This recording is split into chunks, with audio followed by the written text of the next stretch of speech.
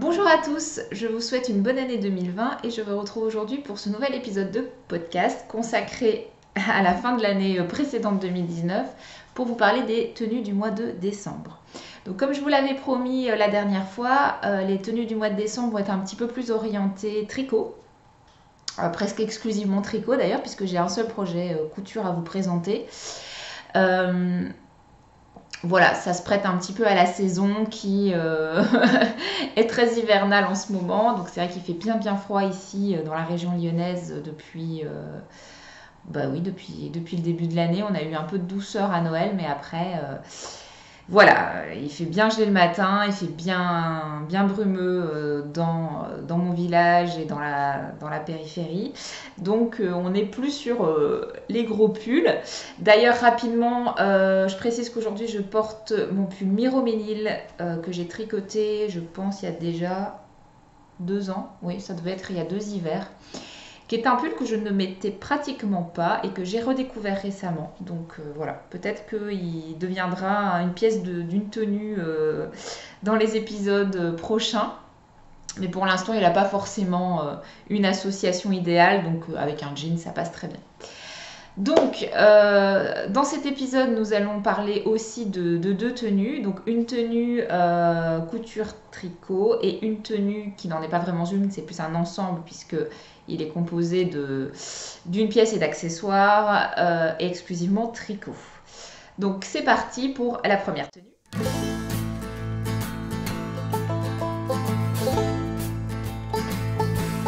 Well, I've been wandering through these hills, and I ain't got no more pills, and the mean old wind won't blow no luck my way,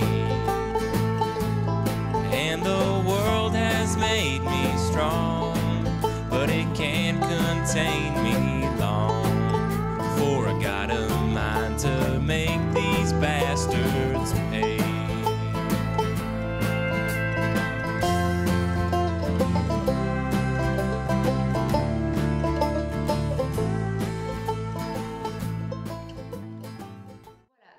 Cette tenue, comme vous voyez, est constituée d'un pull tout simple et d'un short. Donc je vais d'abord vous parler du short, qui est un short assez connu, que j'avais déjà cousu l'hiver dernier. C'était encore les débuts pour moi en couture, donc il était correct, mais c'est vrai qu'il avait quand même pas mal de défauts. Au niveau des finitions, au niveau même du choix de la taille et au niveau de la pose de la fermeture éclair. Donc c'est le short châtaigne, voilà, de Direndo, qui est vraiment, je trouve, un short vraiment à la fois simple et à la fois assez original avec la ceinture en V et puis vous pouvez accentuer un petit peu l'originalité grâce à la deuxième version avec des festons et puis une taille un peu plus haute. Moi, pour la deuxième fois, je suis restée sur la première version qui est la plus simple, mais dans le sens où c'est la plus facile à porter, je pense. Mais c'est vrai que plus le temps passe et plus je suis assez intéressée par la version à feston. Donc pourquoi pas plus tard, en tout cas l'avantage de ces patrons-là, c'est qu'on a vraiment le choix de faire un petit peu ce qu'on veut. La taille haute, je pense pas, mais pourquoi pas le bas feston.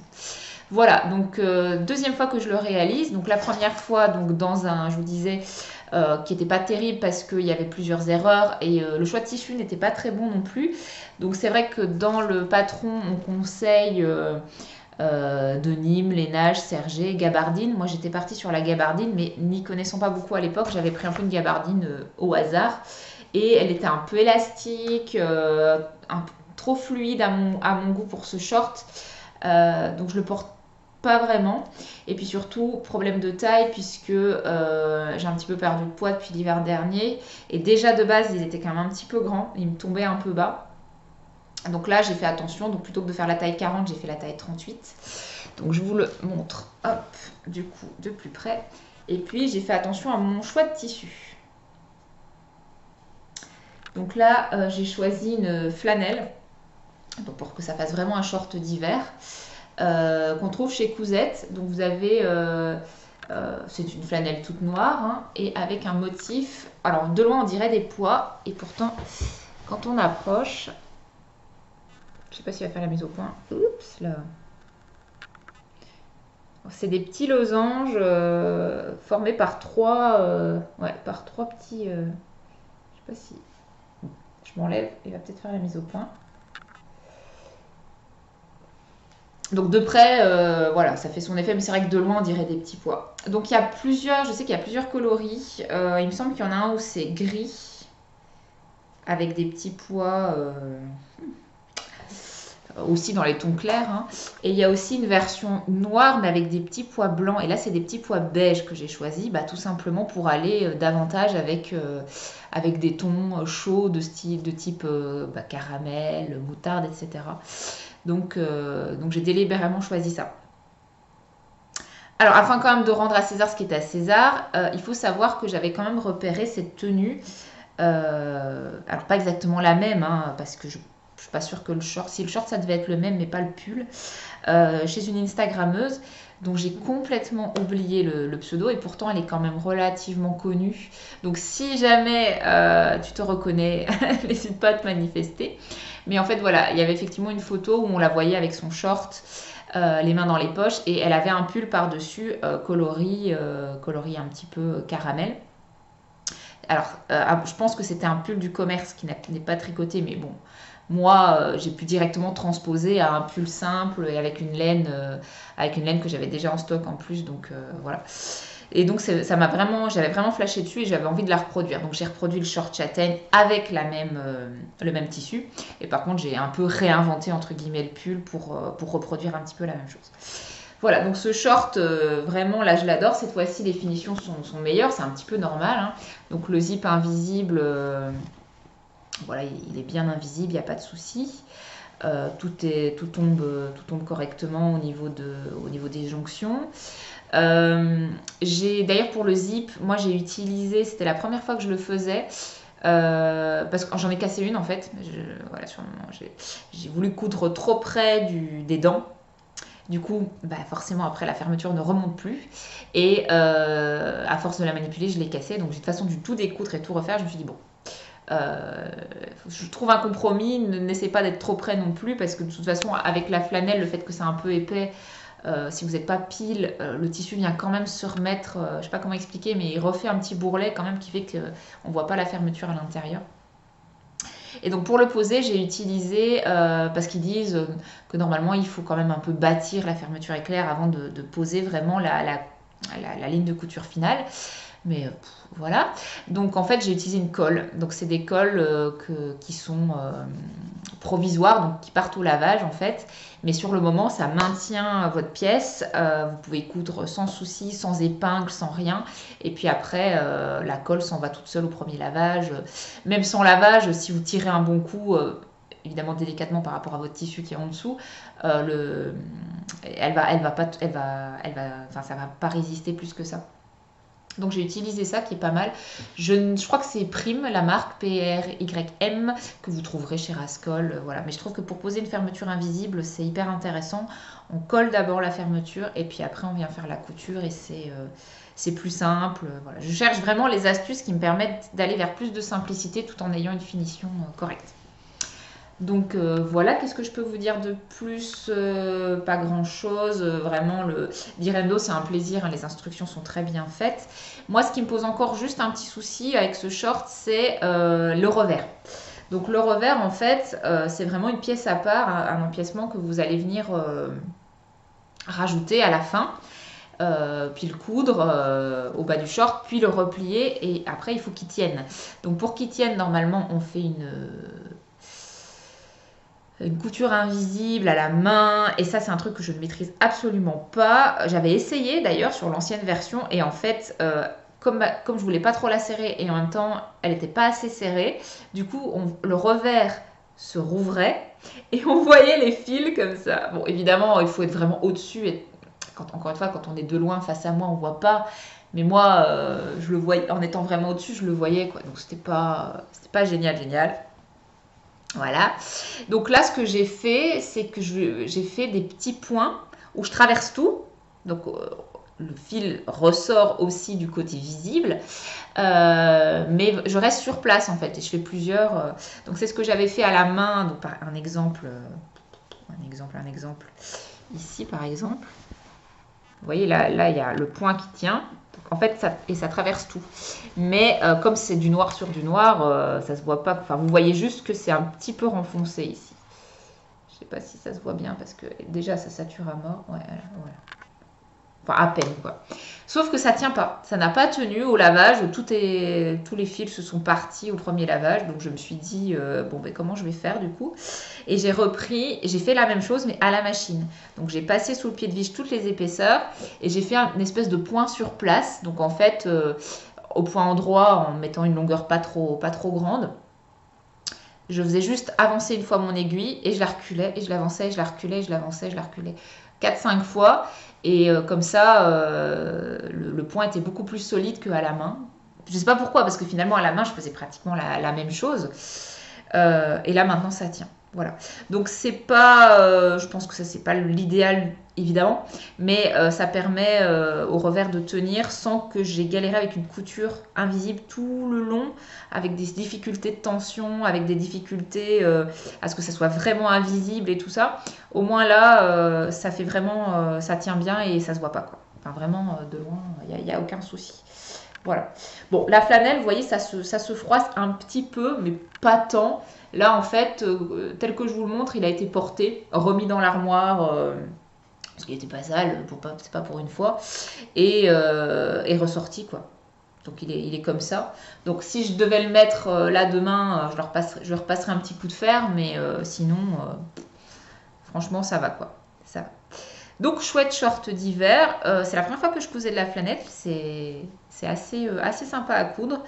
Donc, je pense que je me ferai peut-être des hauts en flanelle plutôt l'hiver prochain parce que c'est une matière que j'aime bien, qui tient chaud.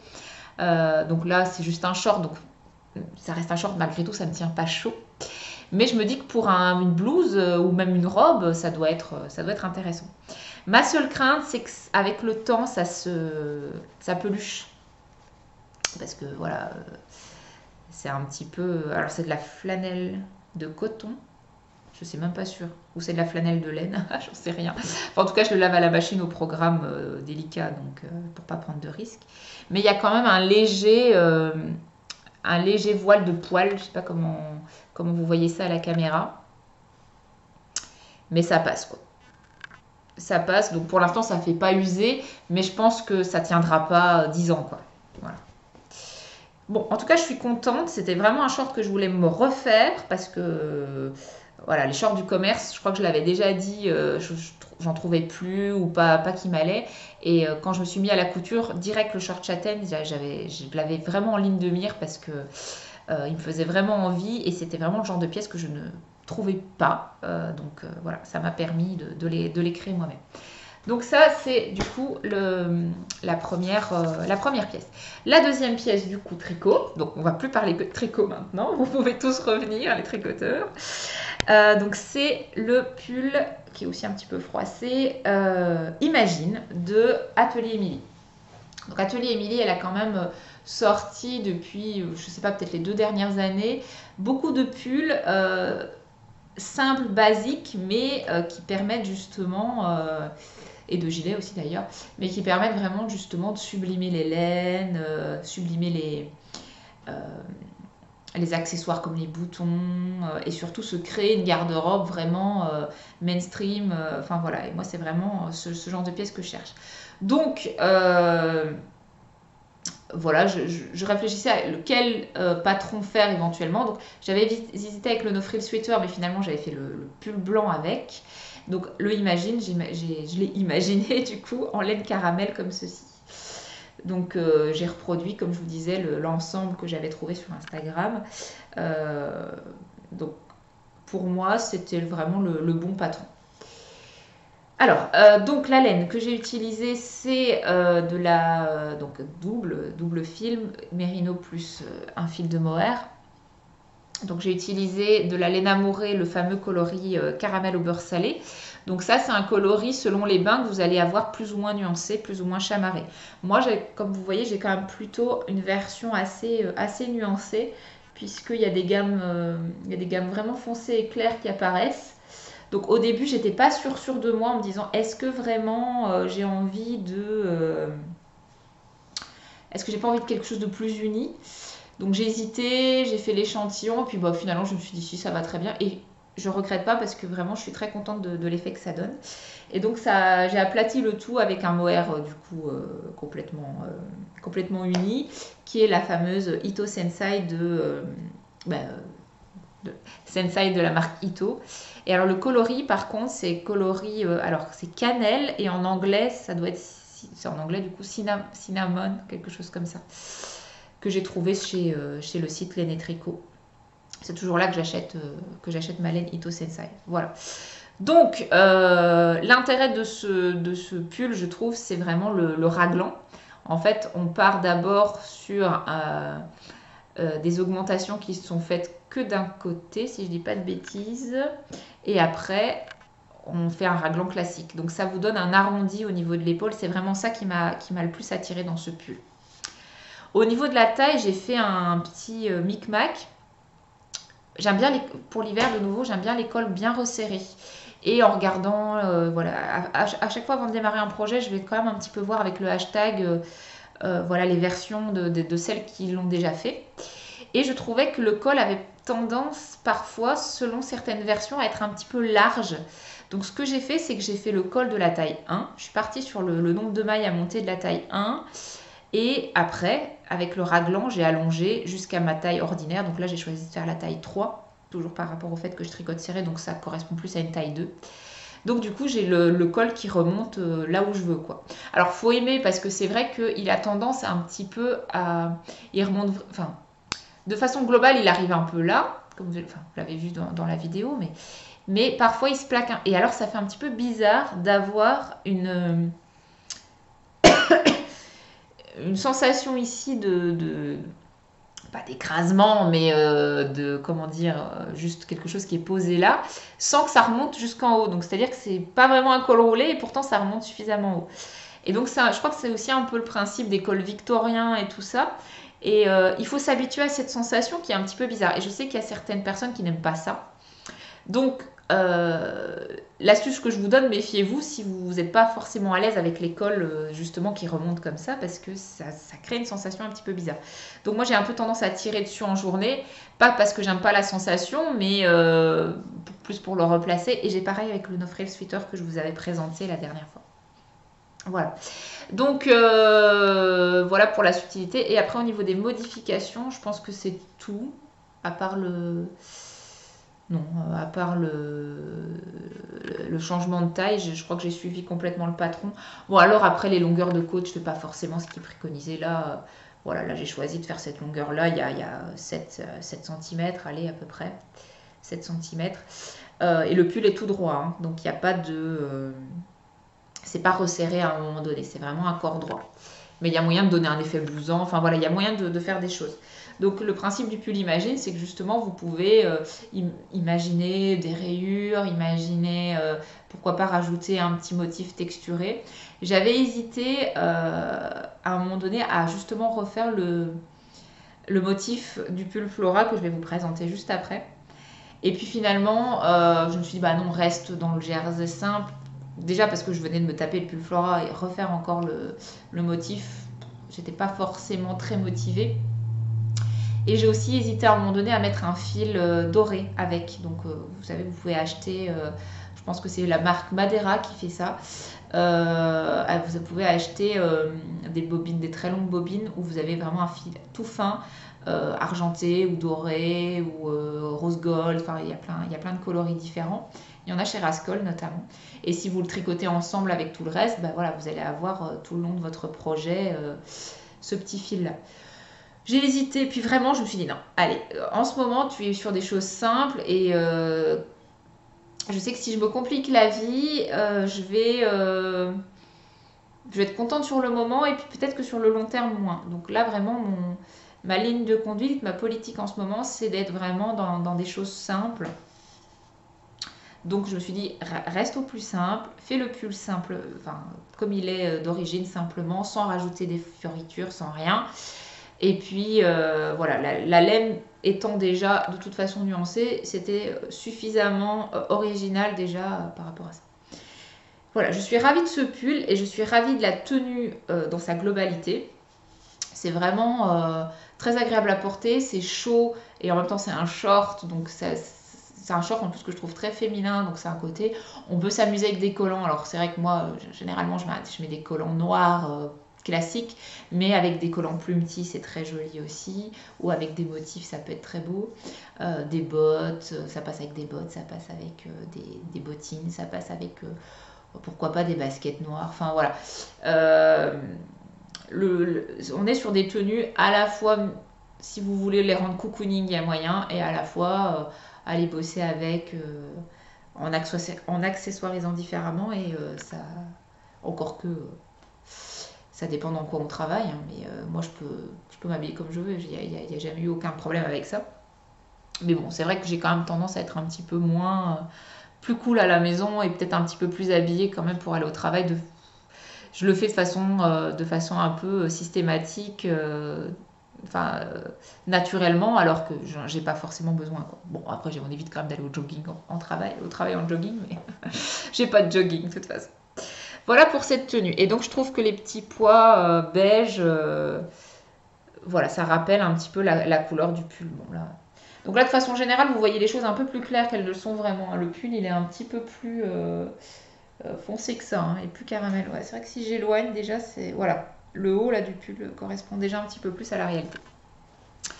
Et voilà pour cette première tenue. Donc là, maintenant, on va passer à la deuxième tenue qui est plutôt un ensemble 100%.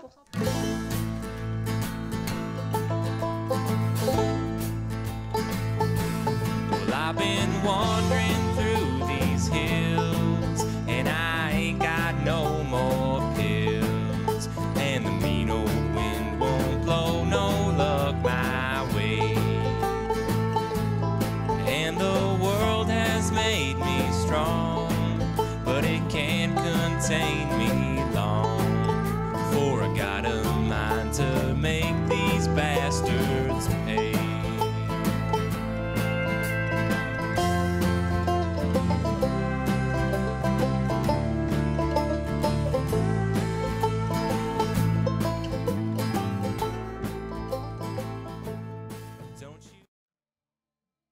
Alors, cette deuxième tenue, donc, elle est sous le signe de Melody Hoffman, qui est une designeuse de talent, vraiment, qui fait des choses très, très jolies aussi, très cocooning aussi. Elle a un univers vraiment apaisant, voilà. Et elle a sorti, elle sort aussi très, très régulièrement des patrons très jolis, mais là, j'avais vraiment particulièrement craqué sur celui-là.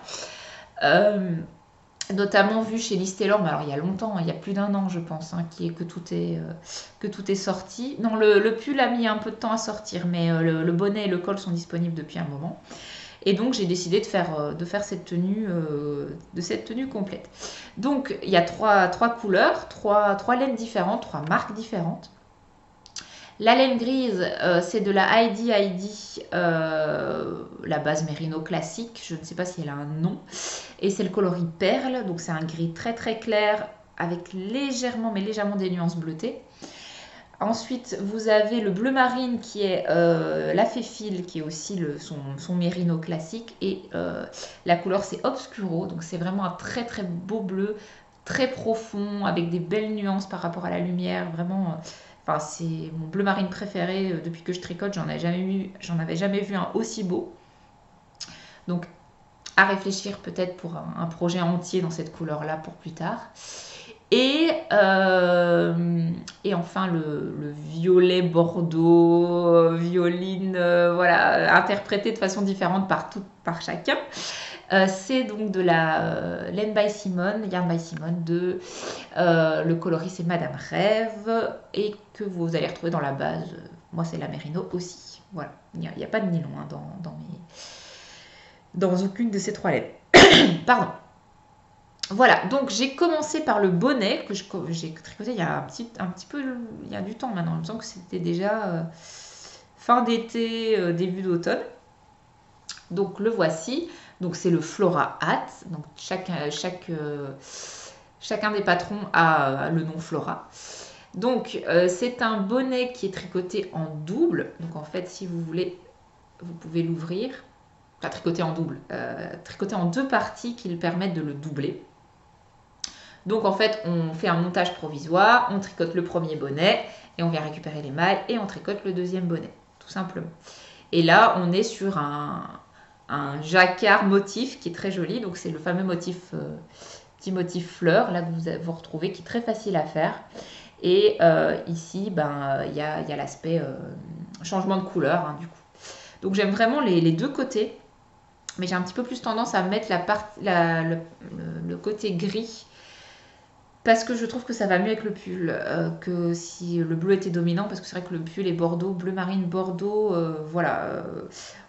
Une petite touche, pourquoi pas, mais le bonnet en entier, ça aurait été peut-être beaucoup. Voilà, donc il est chaud, puisqu'il est doublé. Ça, c'est super. Et il est pas trop slouchy parce que j'ai décidé de réduire. Donc, j'ai fait plusieurs modifications sur ce bonnet. Je revérifie ce que j'avais mis. Donc, en fait, j'ai fait quelques tours de jersey en moins. Donc, vers la pointe. J'ai fait les diminutions plus vite. Voilà, c'est ça. En fait, j'ai fait le dernier motif. Et j'ai réalisé les diminutions tout de suite après, alors que normalement, on avait encore quelques rangs de jersey à faire. Et normalement, c'est censé faire encore un motif au niveau des diminutions, mais je ne l'ai pas reproduit. Donc moi, quand on regarde le bonnet d'en haut, on voit que le motif s'arrête finalement assez vite, et après, on a toutes les diminutions. Normalement, vous auriez dû encore avoir un motif à l'intérieur des diminutions, mais voilà, encore une fois, je ne voyais pas l'intérêt, je ne les ai pas fait. Donc pareil de l'autre côté. Et donc là, je remonte de plus près la jolie nuance bleu marine de ce coloris obscuro qui est vraiment splendide.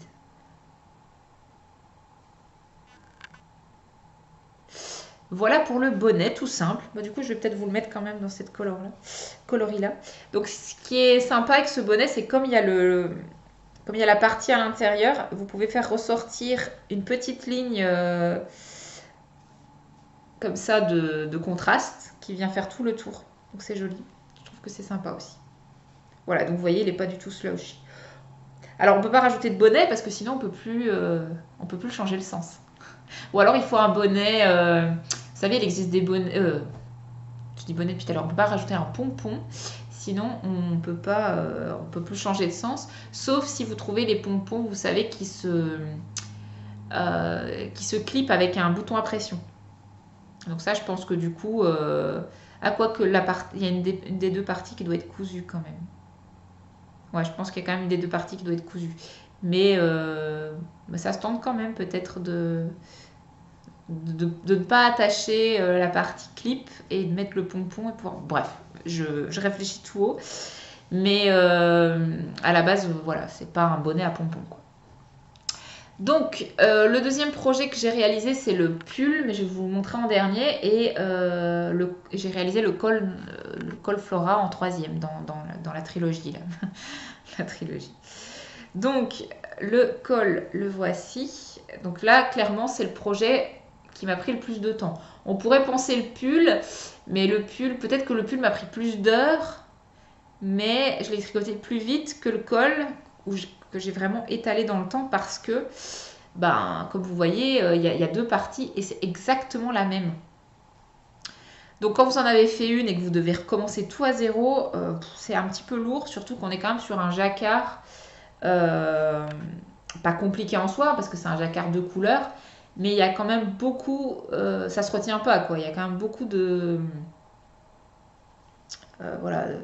variations. En plus, il y a des rangs où vous ne changez de couleur que tous les 15 mailles, donc vous êtes obligé de croiser le fil derrière au milieu.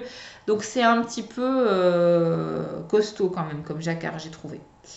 En plus, alors moi j'ai tricoté en rond parce qu'il y en a beaucoup, enfin normalement c'est en Magic Loop, mais j'avais pris un câble vraiment tout petit, pas le 23 cm pour les manches parce que là vraiment ça n'aurait pas été possible, mais je crois que j'ai dû prendre le câble de 40.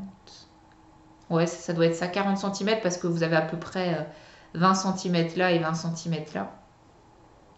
Mais du coup, c'était tout juste. Donc en fait, en permanence, mes mailles étaient un petit peu écartées et je devais passer avec la main, les faire suivre parce que c'était serré.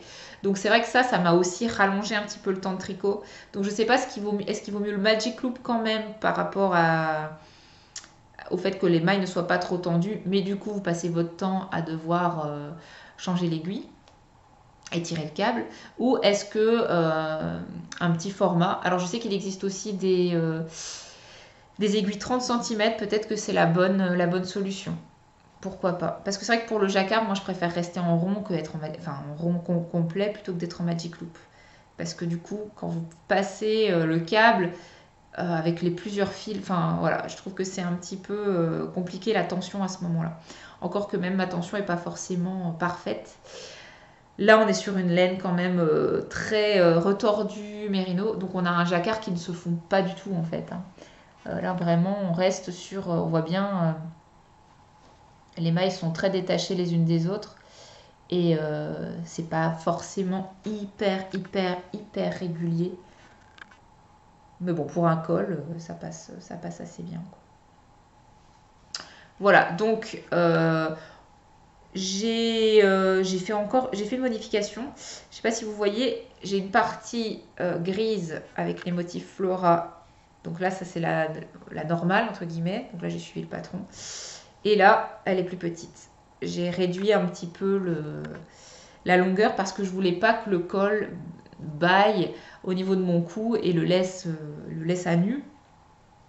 Parce que en ce moment, comme je tricote pratiquement que des tours de cou double souvent, j'ai constaté que ils avaient tendance à être un petit peu trop longs et en fait ils me couvraient pas très bien le cou et j'avais pas forcément très chaud. J'ai fait attention à ça cette fois-ci pour rester sur une longueur qui permettait de faire 2 tours et d'avoir le cou qui était bien camouflé. Et vous voyez que ça reste encore tout juste. Hein. Donc vous pouvez le porter comme ça, mais là c'est plus pour le côté déco. Et après, hop. Voilà. Donc là il remonte suffisamment bien, encore que vous avez quand même une petite partie ici. Donc j'aurais pu le faire encore un petit peu plus court, je pense. Mais c'est vrai que mes autres cols, ils sont comme ça, quoi. Donc, il faut que je les raccourcisse, il faut que je défasse le rang de rabattage et que je les raccourcisse parce que c'est dommage, quoi. Là, je trouve que là, c'est bien. Donc, c'est un col que j'ai tendance à porter à l'intérieur, du coup, parce que ça reste de la fingering.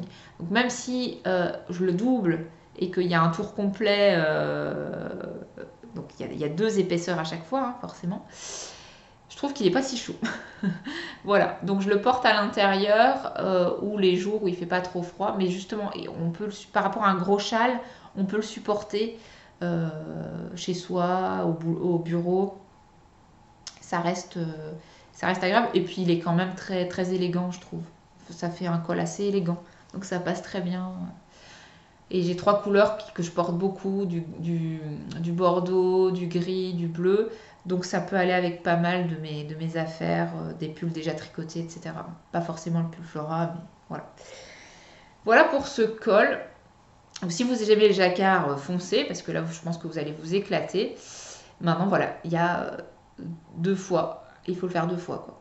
Donc pourquoi pas faire une première fois, le mettre en pause, faire un autre projet et puis le finir. Petite précision aussi, à la fin, vous faites un grafting pour le fermer. Donc moi, le grafting, j'en fais très très très rarement. J'ai tendance à éviter, je préfère les rabattages à 3 aiguilles. Là, c'est pas possible puisqu'il fallait faire tout le tour. Donc rabattage à 3 aiguilles, à la fin, vous êtes à l'envers, comment vous allez retourner le col, enfin voilà, ça aurait été compliqué.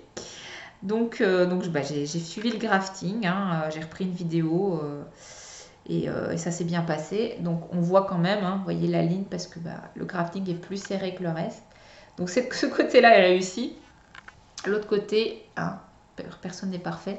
J'ai fait des erreurs, je ne sais pas ce que j'ai fait, mais là c'est pas très joli. Je pense que ça doit être la jonction, ça doit être la fin, ça. Je devais avoir un trou et j'ai comblé comme j'ai pu. Voilà, mais dans tout le col, si vous arrivez à tomber dessus, évidemment j'évite de le mettre là, bien en évidence devant, mais il peut être facilement caché par rapport au fait que vous enroulez ou qu'il peut être sur l'envers, enfin voilà. Donc je ne fais pas particulièrement attention à la façon dont je positionne le col, mais ça peut passer assez inaperçu. Voilà. Voilà, et ça se range facilement les cols hein, par rapport au châle. Ça commence quand même à me manquer de pas faire un châle, donc pourquoi pas... Oh non, j'ai trop de choses à faire sur ma to-do list, je pense que je n'aurai pas le temps. Voilà, alors dernier projet du coup pardon, je mange mes cheveux. Dernier projet du trio Flora, bah, c'est le fameux pull. Le voilà. Donc le pull Flora qui est un pull plutôt boxy comme vous le voyez, qui se tricote de bas en haut. Avec séparation, on continue le dos, on continue les devants et on vient faire un rabattage à 3 aiguilles pour les épaules et ensuite on fait les manches. Alors, je l'aime bien, mais il y a plusieurs choses qui me chiffonnent. Donc quand j'ai commencé le pull, donc j'ai choisi ma taille, ok, tout va bien. Je commence à tricoter et ma pelote diminuait extrêmement vite. Et je me suis dit, ma cocotte, tu as 3 pelotes, donc 1200 mètres, pour faire ton pull et le col. Donc j'ai eu un peu un stress à me dire, est-ce que je vais avoir assez de laine? Voyons à quelle allure ça disparaissait. Donc j'ai fait un petit peu attention. Alors, le patron, il vous dit tricoter 34,5 cm avant de séparer pour les manches. 34,5 cm, pour moi, c'est du jamais vu. D'habitude, je vais jusqu'à entre 38 et 42 cm. Donc, même plus souvent vers les 40 que 38. Donc, j'étais un petit peu surprise de cette consigne dans le patron.